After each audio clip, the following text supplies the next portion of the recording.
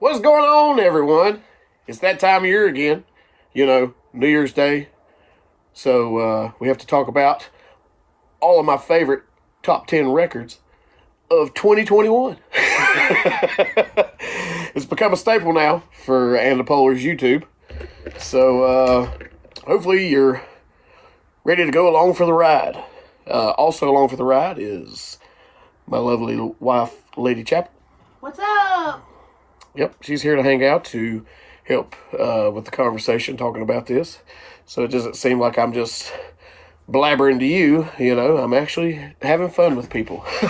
But we're going to kick it off really quick with my number 10 album of 2021, A Bewitcher, Cursed Be Thy Kingdom.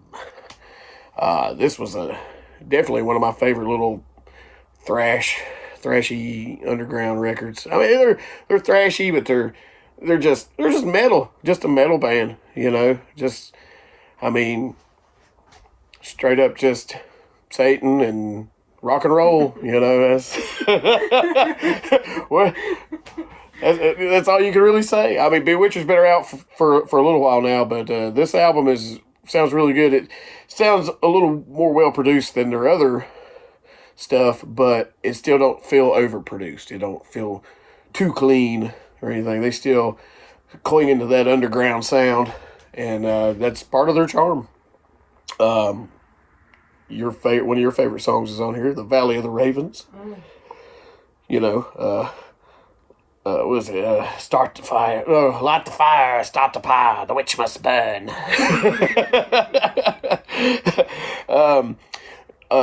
Death Returns, Satanic Magic Attack. I mean, I wished I'd have thought of that for a name of a song. It just, the way it rolls off the tongue. Satanic Magic Attack. But yeah, that was a good way. They were one of the first bands that really started off my year, because it was a slow beginning of the year. Wasn't listening to a whole lot of new music, and it's usually Podcast City for me. All them pro wrestling podcasts, man. Anything that Conrad Thompson does, I'm pretty down for about all those podcasts. So that takes up a lot of my time. So if new music comes in, it better hit me good. And Bewitcher definitely did. Bewitcher was enough to make me go, I gotta really listen to this. Them and another band who will be on into my top 10 later on, that you know as well. And but those two bands really just took up first few months of the year for me, and it was a good time. But there wasn't a whole lot of anything really hitting me early in the year, but definitely Bewitcher was. Number 9 didn't hit me till later this year, and I had to put it on here because this is definitely one of my favorite bands, and it was Hypocrisy, Worship. They put out a few songs earlier in the year, and it was like, oh man, I can't wait for that new Hypocrisy. I can't wait. Peter Tägtgren is definitely one of my favorite musicians. Anything he touches just sounds great to me. Even when he does like pop rock with Pain, I still kind of like it. I like it. Yeah, I'd be like, oh, what? And I'm like, God, it's good. It's good pop music for some reason. Pop rock, whatever you want to call it. But he can do anything. And he's been doing Hypocrisy for a long, long time. And this album really hit me hard. One of the first songs was Chemical Whore. And it came out early in the year, and I played it quite a bit. I was like, oh, I can't. If this is anything about how the new album is going to sound, I am ready. Chemical Whore, Dead World, and Children of the Grey, man, those 3 songs definitely popped for me on Worship. And Peter did not disappoint me, and it was definitely over 45 minutes, so that was even better for me. I mean, I don't know why if a metal album's like 45 minutes, I feel like it's just too short. If it's like 35 to 45 minutes, I'm like, nah, that's too short. It needs to be just a bit longer. I think they hit it. I think it was like 50-some minutes. So I was pretty happy. moving on up the list, as I'm trying to get these in. I don't want to meander too long on stuff. But number 8 is probably one of my favorite bands who mix like folk and with punk energy, type of band, and that would be the Bridge City Sinners, Unholy Hymns. Oh wow, they've made my list before. Their prior album made my top 10, and Libby, if you're out there, you're wonderful. Keep doing what you do. That's right. You're definitely loved in this household. But I really dig their like 2 songs. It's like part 1, part 2, The Legend of Olog High, part 1 and 2. I really dig. When I listen to that, I hate to listen to it where it's like where my stuff's on random, where it's just playing all my music randomly.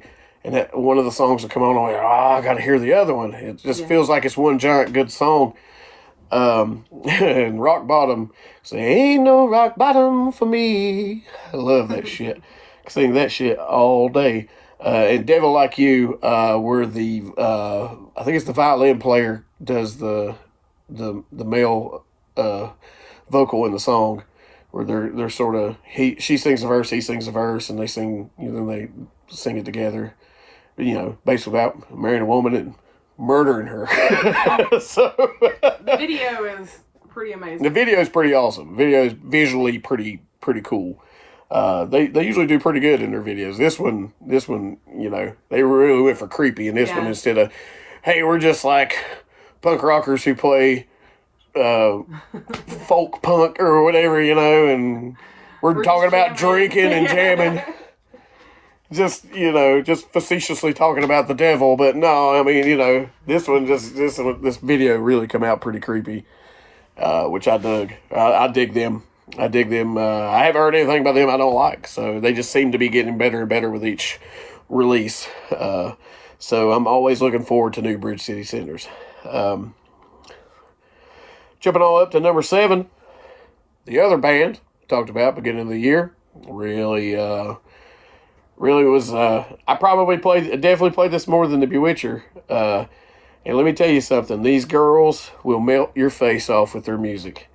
And that is Crypta, Echoes of the Soul. Oh, man. I mean, I'd watch videos of them, like, in the studio and stuff, like, getting ready for this record. And these girls really blew my mind with how talented they all were. Mm-hmm. Super talented. And, not because they're girls. As Lemmy said, they play better guitar than you. When he was talking about Girl School, when Girl School would tour with Motorhead. And I can't remember who he said in the band. Said, oh, they're pretty good for girls. And he's like, they're better than you. and these girls are definitely better than a lot of bands that are out right now. That's a fact. And pure heart and soul goes into this stuff. And just pure in-your-face metal. Possessed, Under the Black Wings, and Kali Ma. Yeah, that just makes me think of Indiana Jones and the Temple of Doom. Kali Ma. And just the guitar work, the drums. Good Lord, that girl can play drums. And I'm terribly sorry for a lot of these bands. I won't remember names of people. I just know it comes and goes. But these Crypta basically got started when there was a falling out in Nervosa, another all-female metal band, and Crypta just came out. Nothing against Nervosa. I think they're killer as well, but they're not in my I didn't even listen to their last record. I think I listened to a song. But Crypta just came in like they were just killer. And I have to say, only one record, but so far I'm digging them more than Nervosa. So, moving on up the ladder again. Number 6.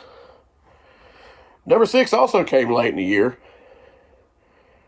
But as soon as I listened to it, I was like, oh, man, why did you have to come out this late? I'd already almost had my top 10 figured out, and these guys came in and just blew it away. And I was like, I have to get them on here somewhere because I'm listening to them way too much.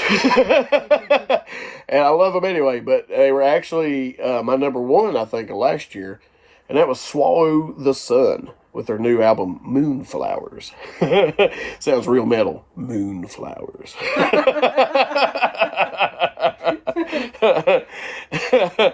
Oh, man.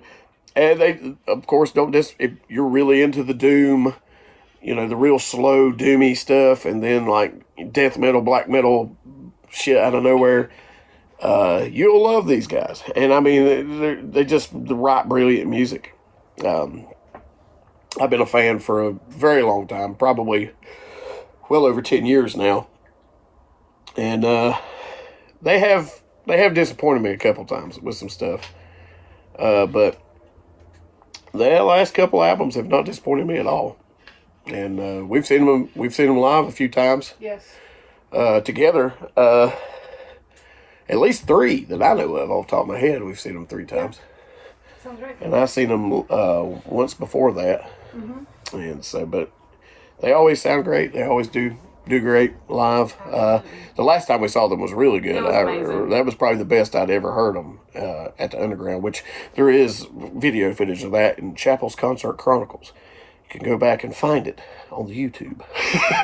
We might put the link down below. But Enemy, man, that song just stayed stuck in my head.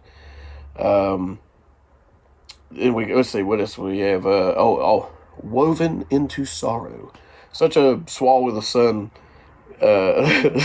song title, Woven into Sorrow. And then Keep Your Heart Safe from Me. Good. Those are 3 of my favorites off that album. Moonflowers. Trying to make it sound more metal. I don't know if it's working. But we're already, that's through the halfway. That's the halfway already. Doing pretty good. So since we've hit the halfway mark, going to talk about some honorable mentions, some EPs. Had a couple EPs come out this year that I really dig. Wish they'd have made full albums, but you know, it's just a teaser. They'll probably have something out next year or the year after. So this is just filler until then. So we'll start with the EPs, but right now my favorite EP of the year was Orbit Culture's Shaman. Oh my God, it's so good. I was like, why didn't you just make an album? You basically made an album, at least half an album. Just throw a few extra tracks on there. You got an album, you know, but they didn't. But they still didn't disappoint. And I was like, man, I really wanted to throw Orbit Culture in my top 10, but because they were just a band that hit me out of nowhere. And, you know, I don't keep up with scenes much anymore. And these guys might be more popular. They're popular, but they're not, you know, they're not getting played on the radio, Right. but you know, they are getting some more exposure and stuff, and some people look at that like, oh, they're sellouts because they're trying to be heard. So stupid. It's the dumbest shit I've ever heard. But they write some killer metal, and that EP, I rocked it like crazy. Flight of the Fireflies. They put it out before the EP came out, and I just really fell in love with it. I was like, oh, maybe they're putting out an album. No, wrong. No album, just an EP. But definitely one of my favorites of the year. My other EP came later this year, but I've been rocking it pretty good the past week. Is Insomnium, Argent Moon. And that's just, their songs are so long anyway, you know, it might as well have been an album. You know, it's just those guys, you know, I'm hit or miss with them a lot over the years, but I definitely think that they're a band that's grown a lot, and they sound so much better sound-wise than they did 10 years ago. And I've always loved it. The vocals are less of background ambience compared to the music, as now you hear the vocals a lot better. is, it just kind of become part of the aesthetic. It wasn't really like, I got to find these lyrics, It's like, no, the vocals were so just hidden in the background, it almost felt like, Now it's not quite like that. I dig their sound now quite a bit. We'll talk about disappointments. And I'm talking about you, Times of Grace. What the fuck happened? Jesus. I mean, I agree. I didn't want to agree. I was so excited. That first Times of Grace album is so good. And it was probably, I don't know. I'm not there. I'm not hanging out with the bands. But it just feels to me, musically, that's what got Jesse back into Killswitch. Yeah. And then Killswitch went, it's been going strong ever since Jesse's back in the band. And Jesse's voice is still awesome. It was like, it bored me to tears. There was like one, I made a list of my favorite songs that I listened to over the year for my Spotify. And I put one song from that album on it. And I don't even remember the name, but I was like, this is the best song on the whole album. I think I had a problem differentiating song from song. It sounded like one giant song. But it sounded like some giant sad bastard music song. And then all of a sudden we got a big upbeat track, and then it was back to, it just lulled you back down. Mm-hmm. I was very disappointed. I expected better. But, too, it's all up to the artist, whatever the artist is feeling at that time. I mean, he's probably like, fuck this guy. What, Oh, yeah, probably. I don't care about what he thinks. But I'm just saying, as a fan, that's how I felt. I felt kind of lulled for, I'm someone who don't like the first track to be slow most of the time. If it's going to be slow, it better be building up to something epic and not just nothing, and it's sort of had the first two tracks just kind of, that's how I felt. I could have watched paint dry. It was that boring.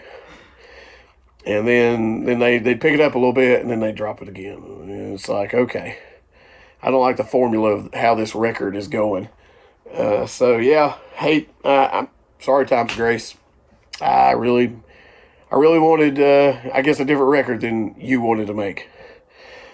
Second disappointment is what I don't even want to ever say has ever disappointed me, but he made such a weird record. Oh, yeah. I couldn't even, you talk about differentiating songs. It sounded like, and what I'm talking about is Devin Townsend, The Puzzle. It was a puzzle. It was a puzzle, all right. One I would never, ever in a million years be able to solve. It sounded like, I don't know what drugs which I'm not saying he's taking drugs, but it sounds like somebody took a shit ton of some kind of crazy ass mind expanding drug. Maybe did ayahuasca and recorded an album. I have no idea. On a whole different He's on a whole other plane of existence. And I'm someone who loves Devin Townsend, and I like weird shit too. But this was just chaotic in a sense that it's still like a controlled chaos because it's Devin Townsend. He knows what he's doing, but really cool parts were coming like these little short bursts, and then it was back to just weird. Like I don't know if he was listening to a lot of experimental jazz and watching a lot of sci-fi movies at the same time, or what was going on, but that's basically what it is. It just sounded like there was nothing constructed like a normal song in any sense, and there's nothing wrong with that. That first off sound, I'm like, oh, okay, cool. It's not constructed like a normal song. Let's see where he goes. To hell is where he went. And I love Devin Townsend. But this record was a one-time listen and a one-time listen only. And I barely got through that one-time listen. But anyways, let's go to honorable mentions. A lot of albums that could have made my top 10 list. So we're going to do a cheers since we're halfway through and to the honorable mentions. Thanks, guys. Cheers.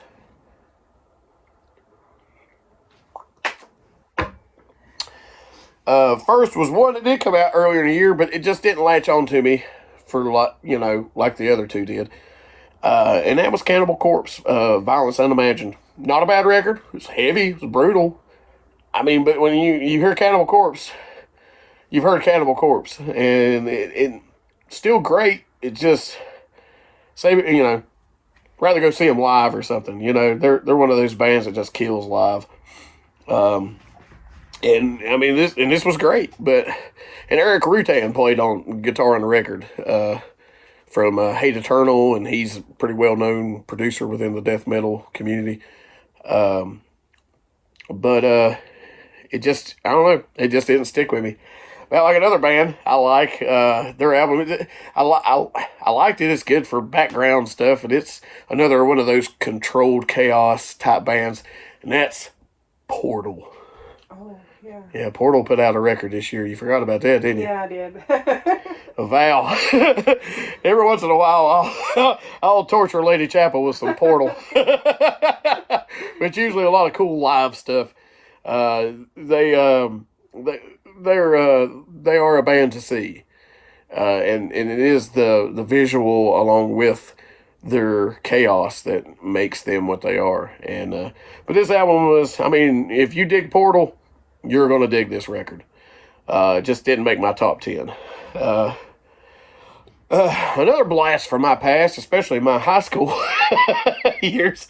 Days of the New put out a new record. What? What year is this? And it wasn't just self-titled and a color, because usually that's what they do. It's, or 1, 2, and 3. And, the first record is yellow, second record was green, and the third record was red. And I don't think they've had an album. This is the only album that's come out of theirs since 2000 and 2001. Yep, 2001. 2001. Yep. Lady Chapel over here fact checking me like Jamie on the Joe Rogan podcast. So yeah, 20 years. So 20 years since a new album. And let me tell you, I was here for it. It was good. It was good. So good. It was a good solid listen.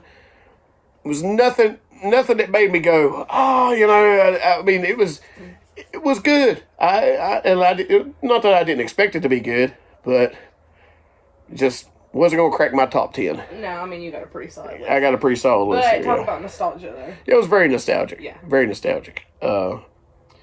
Another one that does hurt me that didn't make my top 10, this one does hurt me, but it just didn't. Excuse me. The new At the Gates. Oh, yeah. Nightmare of Being. It was good. It was good. But compared to the previous record, no. No comparison. No, it wasn't a comparison. They did do some cool stuff, like the one song had a saxophone in it, which I thought was odd. But I was like, I'm always a sucker for a saxophone. We've heard saxophone in metal before. Isan, I think that's how you say his name. It was in Emperor. His solo stuff had a lot of saxophone in it. On one of his albums, I know for sure. Not that Ghost is a metal band, but Ghost had some saxophone on their last record, and whoever the muscular dude is in the Lost Boys, I don't know if he put out a record this year.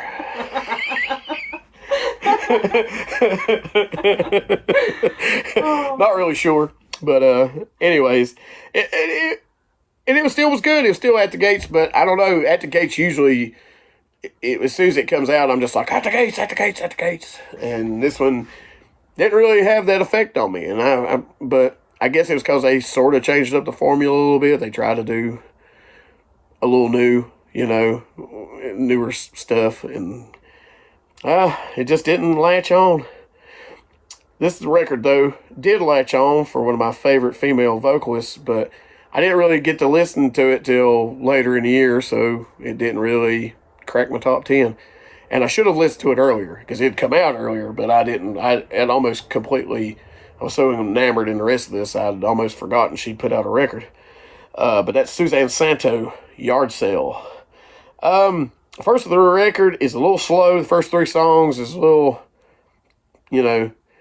you know me, if it's a little too lulled in the beginning, it's hard for me to get latched on to the rest of it.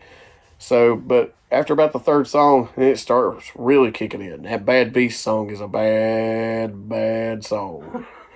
I love that song. Gary Clark Jr. Makes an appearance on this record. So does Shaky Graves. It's altogether, it's a pretty solid record compared to Ruby Red. Ruby Red just comes off a little more rawer and angrier. This one doesn't seem so angry, but it doesn't seem so nice either. It's not like a Tori Amos Yes, switch. yeah, it's not like that at all. It's just she's still definitely Suzanne, and her vocals are always amazing, and it's still a brilliant record. But like I said, just didn't get enough listens. She is definitely one of my favorite female vocalists out there. If you're not familiar, she's in the group Honey Honey. It's a duo, and they do a lot of vocal harmonizations. And but her on her own, it is a little weird just hearing her sometimes. Just you could tell it's studio, just her harmonizing with herself. Kind of like the Bad Beast, the bury me one day on a Sunday, Mama, won't you pray for me? And then she keeps building it, but she's the one vocal stays the same, and she just keeps building the other vocals higher and higher. But it's all her, you know. It's like, man, it's hard to pull off live. It's just you, you know. But anyways, great record. Go out there and definitely pick that up. This one, I almost made my top 10. Almost. Because I bitched about their last record. Was definitely one of my disappointments. A Pale Horse Named Death. Infernum in Terra. Definitely really thought it was a better record than the last one. The vocals, thank God, were fixed. I don't know what he was thinking on that last record. But the vocals were so dry sounding. And it's like, look, the whole idea to me of A Pale Horse Named Death is you take Alice in Chains and Typo Negative and you smash it together. But if you take one of those out, it sucks. Yeah. Yeah. It don't matter which one. But it just, to me, the guitar work was great. Vocals were back to sounding the way they should. And it was dark and heavy. Can't go wrong.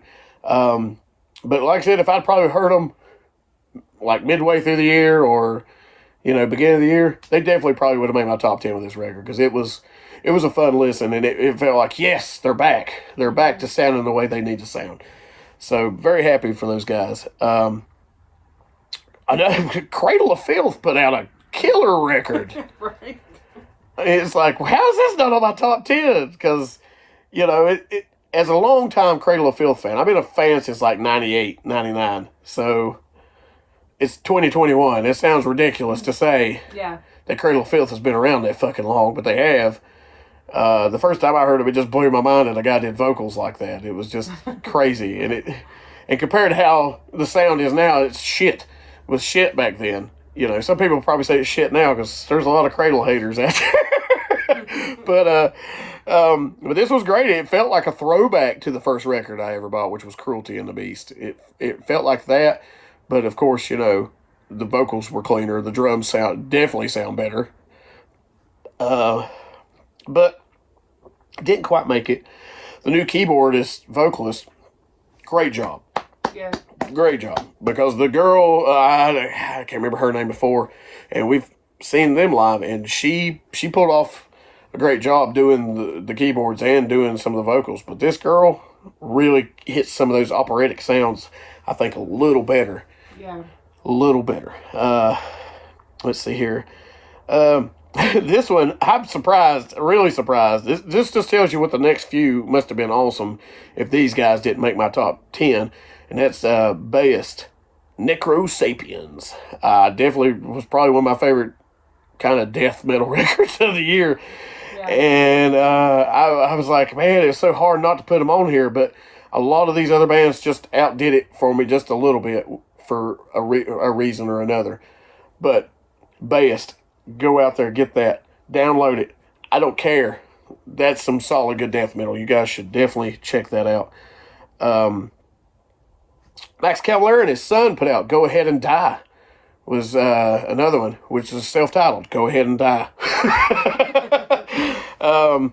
Just old school thrash punk metal. You know, Max sounds at home with this style of music, and it worked, and it was simple yet effective. And I mean, when you got a song called "Truckload Full of Bodies," and it's not being fantasy, it's like, you know, they're making a political statement with some of this stuff. So, Oh yeah. but it was definitely heavy. Definitely nothing that wasn't going to make my top 10, but it was definitely a good listen. Like, I enjoyed the listen. But yeah, I'm a Max Cavalera fan, so. But I miss the old Sepultura days. It was like, this is the closest he's ever going to get, besides actually being in Cavalera Conspiracy with his brother, and even that's still not Sepultura. You know what I mean? We're never going to get that again. But I miss the old Sepultura days. Probably country album of the year for me. Good old Sturgill Simpson. The Ballad of Dude and Juanita. I love Sturgill. I like Sturgill because Sturgill does whatever the hell Sturgill wants.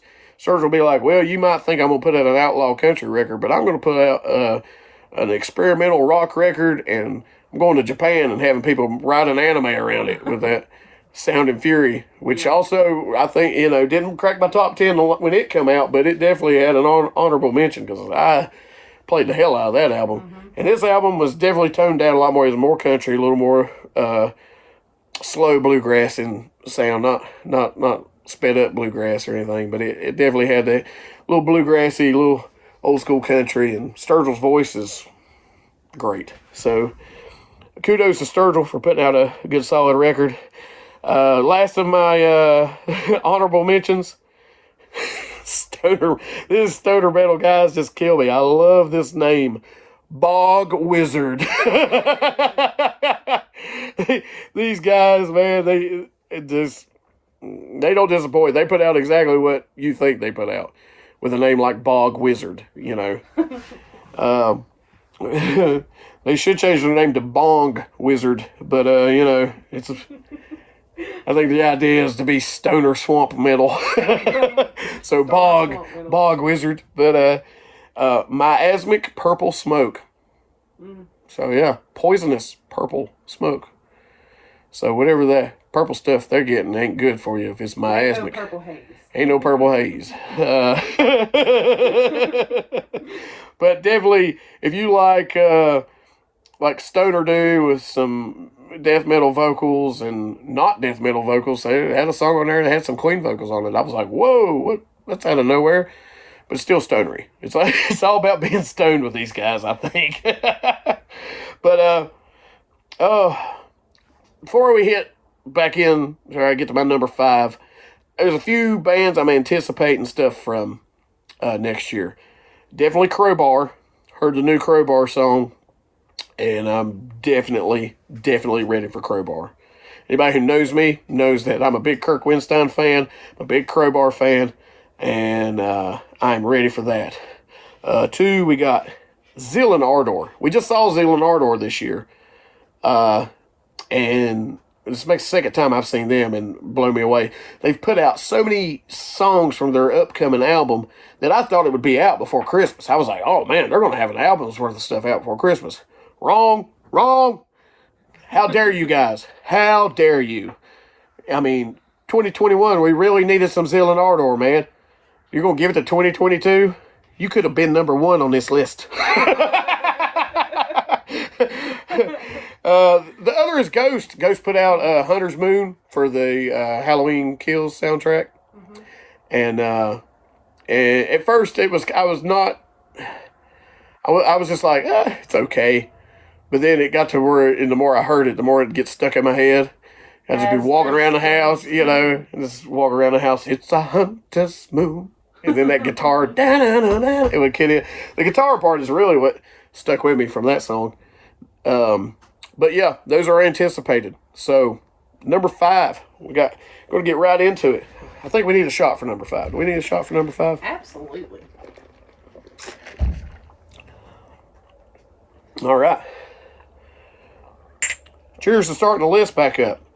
Here's to number 5.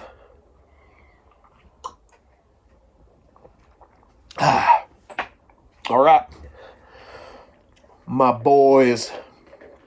My boys. Summoner Circle. Oh, man. Did not disappoint with Chaos Vector. What can I say besides, definitely a step up from their last record. Yes. But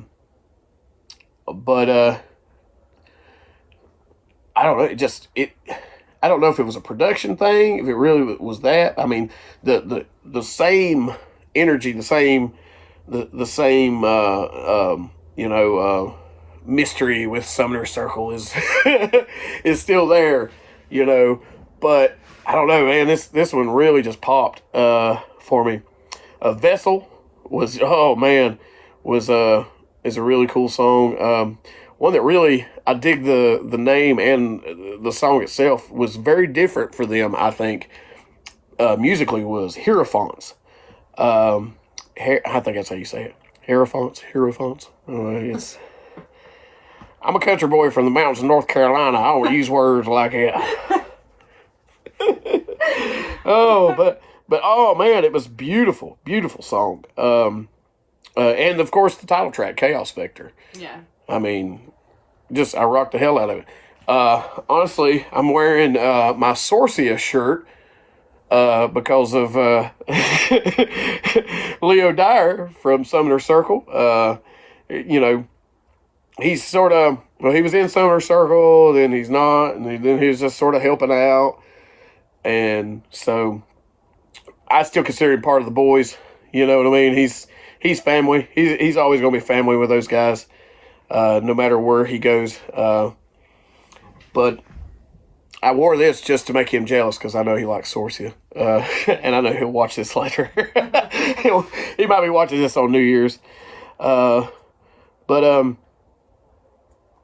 Yeah, that's all I could really say is how wonderful it is. I didn't get to play it this time like their last record with the Friday the 13th game where I just go around killing camp counselors and whatnot with them playing in the background. I got to try that. I got to try it with this new record. Chaos Vector. Go out and get it. Number 4. Zakk Wylde had to make this list somehow. Of course. And I didn't think... Honestly, the last few Black Label records, which their last record made my top 10. It didn't make my number 1, but it still made my top 10. I always want Black Label to make my number 1, but the last few records have just been okay with me. And the new one, Doom Crew Incorporated. And if you've been a fan of Black Label, the whole term Doom Crew Incorporated, hell, I even had a patch set on a jean jacket of mine had the Iron Cross instead of just the skull. What is normally the colors for Black Label on their vest. I got the one that's like the Iron Cross or Maltese Cross, one of the style, and it said Doom Crew, and then it had a little tiny what it says Incorporated or whatever. So that's been a term within the Black Label camp for a long time. This record, on the other hand, he really did stuff that sounded different compared to some of the earlier releases the past few years. Destroy and Conquer, heavy as hell. Ruins. Gospel of Lies, which kind of starts off with a real doomy kind of doom metal guitar and then kind of goes into the whole Black Label style. And it's just not like him to play doom metal, But I guess it's more doomy in the sense of a Sabbath than, say, like a Swallow the Sun, but it's like slow, open riff stuff. And his vocals sounded good. And it didn't sound like he just, he was like, oh, let's just say the name of the song 60 times in the chorus and we got a song. It sounds like he actually thought a lot of this through. So I definitely enjoyed the new Black Label record, Black Label Society. So, go out and get that for sure. We're jumping in fast, man. Number 3 could have easily been my number 1. I listened to it so much. And I'm surprised because a lot of their later albums are definitely hit or miss with me. And this one was a definite hit. And I'm talking about Iron Maiden Senjutsu My God, what a record! They put out that. They put out the. They put out the single. I don't remember what it's called, but they put out the single, and then it felt too rock-ish or whatever. It didn't feel metal like Maiden, and a lot of people were just kind of shitting on it in the beginning. And then the album come out, and it was just like, damn, and it flows just right with the album perfectly. Stratego is a really good song. My favorite song on the record is Days of Future Past. Maybe it's because I grew up an X-Men fan, and it just sort of fell in that way with me. And The Time Machine is a really killer song. So any old school Maiden fans, if you're like me, anything after Fear of the Dark is very hit or miss. And definitely anything with Blaze Bayley on vocals is a no-go for me. Falcon from my band Antipolar, he really likes X Factor for some reason, which shows his horrible, horrible taste.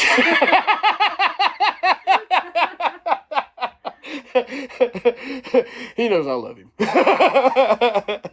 But anyways, yeah, the new Iron Maiden. Lady Chapel got me a Senjutsu shirt too. It's gold. And it has Eddie, their mascot, with the wearing the kind of samurai stuff, and it looked really, really cool. We getting down to the wire now. There's 2 albums left. What do you think number 2 is? Mouth it to me. Don't say it, because if you're right. You're so right. Boom. My number 2, Mastodon. I've been a Mastodon fan since whenever I'm trying to think when it's not Remission's technically not their first record, but Remission had come out. And I heard March of the Fire Ants, and I was like, who is this? I've never heard a band like that. Their vocals have gotten so much better. Oh, yeah. But the vocals still at the time were kind of like, whoa, nobody's kind of doing this sound. And these guys' musicianship is all over the place. But the name of the album is Hush and Grim, and my God. It's fabulous. Such a great record. We actually saw them this year. Hopefully after this comes out, I'll have some Chapel's Concert Chronicles out for you next month. We got a handful in the bank ready to go for next year. We would have got them out this year, but some technical difficulties at the old 102C studios where we do a lot of our stuff. But everything should be getting better now, and new year, new stuff. So definitely going to have some Concert Chronicles coming out, and that'll be one of them. Mastodon was awesome live. They're always awesome live. I've never seen them where they're not awesome. But this Hush and Grim album was really good. Sickle in Peace. That's another one. I just walk around singing that one little line from that song. A lot. A lot. Skeleton of Splendor. This is like the name of that song more than, but I love the song, but I was like, man, that's such a cool title. And Teardrinker. God, I've heard Teardrinker so much since it come out. We heard definitely Sickle in Peace and Teardrinker before the album come out, so we was rocking it pretty hard there for a while. For sure. And they never cease to amaze me. They're one of those bands that some people could, they're like, oh, they're kind of a prog band. And, when I think of prog, I think Dream Theater. You know what I mean? Like, I don't think Mastodon, but I get what they're saying. It is, the whole idea of prog metal is it's somehow influenced by classical music or something. It's progressive from what the main foundation is, But I guess you could say that about them. They definitely have some crazy time signatures here and there. They're wonderful musicians, but they're not going to do a Pull Me Under cover anytime soon. So, well, they might. Who knows? Fuck it. They're Mastodon. They do whatever the hell they want, I guess. But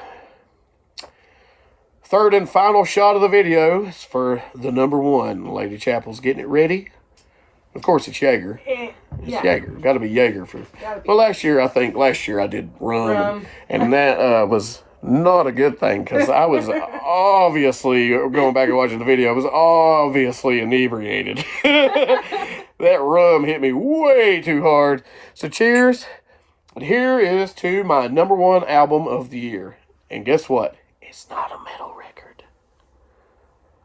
This goes out to Amigo the Devil, Born Against.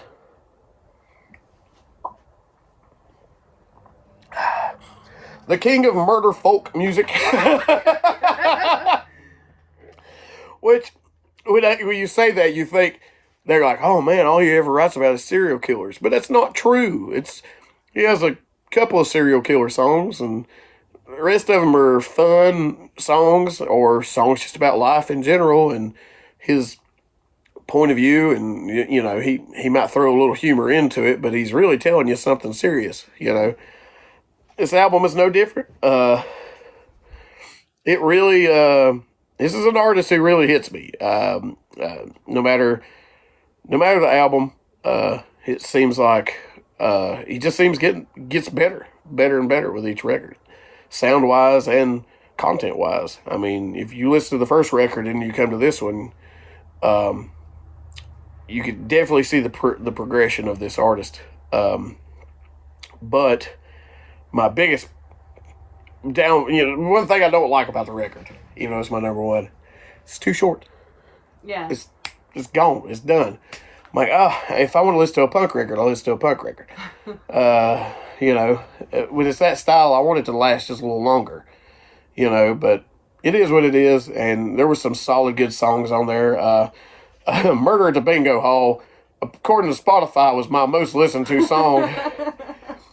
And which I was like, how is that my most listened to song? And then I'm like, oh yeah, when I fixed my own playlist on Spotify, it was my first song on the playlist. So every time I'd play the playlist, Murder of the Bingo Hall would play first every time. I'm like, that makes sense. Plus, it came out before the album did, and it got a lot of listens. About like last year, it was the Kirk Windstein.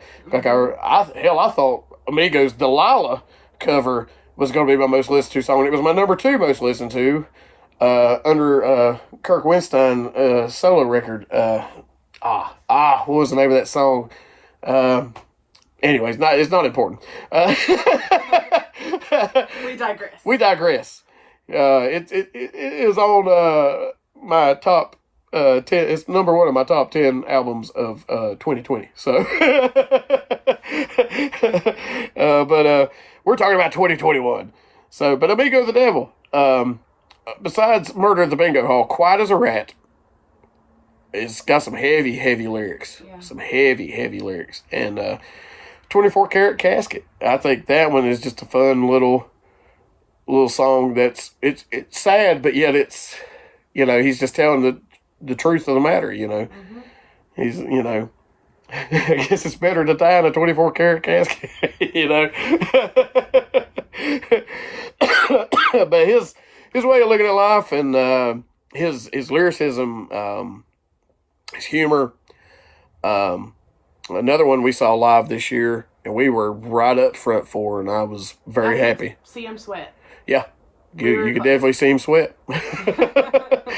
But anyways, guys, and gals, and everyone in between, I love you all. Thank you for watching this every year. It's always fun for me to compile these sort of lists and either talk about how much I love or bitch about the ones I don't. And I try not to bitch too much because I don't like to lay too much on the negative side of stuff and really just talk about the positive. And I know there's going to be some people who are like, oh, you forgot this, you forgot that. And I'm like, well, I just didn't listen to it. I was listening to other stuff. And, I said, look at your honorable mentions. Look at my honorable mentions. I listened to a lot of stuff this year. And, I'm no Kevin Lewis, who never stops listening, apparently. He's always listening to something, even when he's talking to you, I think, because he knows so much about every kind of music and genre. And if it's some obscure metal band from 1989 from Norway that's not black metal, he knows about them. But anyways, guys, I appreciate you, and I hope 2021 was not too bad for you guys this year, and hopefully 2022 will be better. Let's keep hoping for things to get back to normal finally. Love you guys. Go out there, find you some good music.